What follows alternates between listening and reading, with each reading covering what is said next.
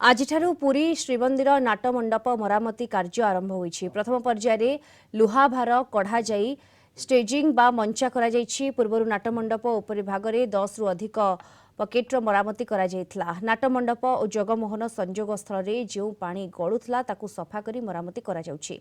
सेहिपरि गरुड़ स्तंभर पूर्व पटे नाटमंडप रे कैपिटल बीम रो फाटकू अनुध्यान करा जाइछि। सेथिरे स्टील बीम सपोर्ट पई स्वतंत्र डिजाइन करा जाइछि।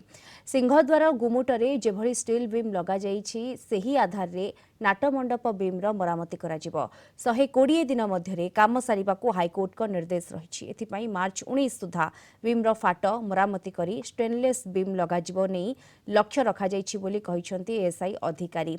तेबे मरामती आरंभ समय रे गरुड़ स्तंभ ठारू बाहर काठ पर्यंत भक्तंक प्रवेश निषेध रहिबो, किंतु भक्त माने सातपाहाच गारद घंटी द्वार और जय विजय द्वार दे दर्शन करी पंडा द्वार एवं बेहेरण द्वार दे प्रस्थान करिवे।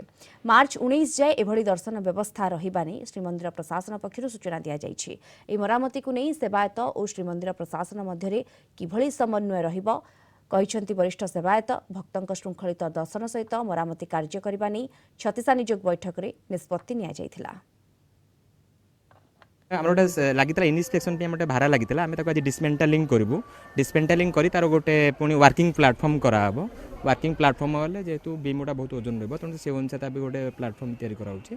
प्लाटफर्म बीम गुड़ा लगे से अनुसार आमर मंदिर प्रशासन पुलिस मान डिस्कसन होता से अनुसार भितर क्राउड कंट्रोल केमती हम से आम सब सुविधा सुजोग कर समस्त नीतिकांति को श्रृंखलित करने आमर मुख्य प्रशासक सहित छत्तीसा नियोग आलोचना से अनुसार नीतिकांति चलती कहीं बर्तमान जो बीमटा गौड़ कुंभ पाखे जो नाटमंडप मरामती होती भक्त मान जहाँ आसवा से निश्चित भाव विपद अच्छे। तेणुक ताकू एड़ाई बर्तमान गोटे टू दर्शन व्यवस्था एटी पटे कर गारद द्वार पटे और सेपटे भक्त मैंने भलरे जी महाप्रभु दर्शन करेंगे। और जो मार्च मसरे जो गाइडलाइन 19 भितर अच्छी ये से प्रतिश्रुति देते सारीदेवाई मुझे आशा करुँच समस्त कार्य सरीज।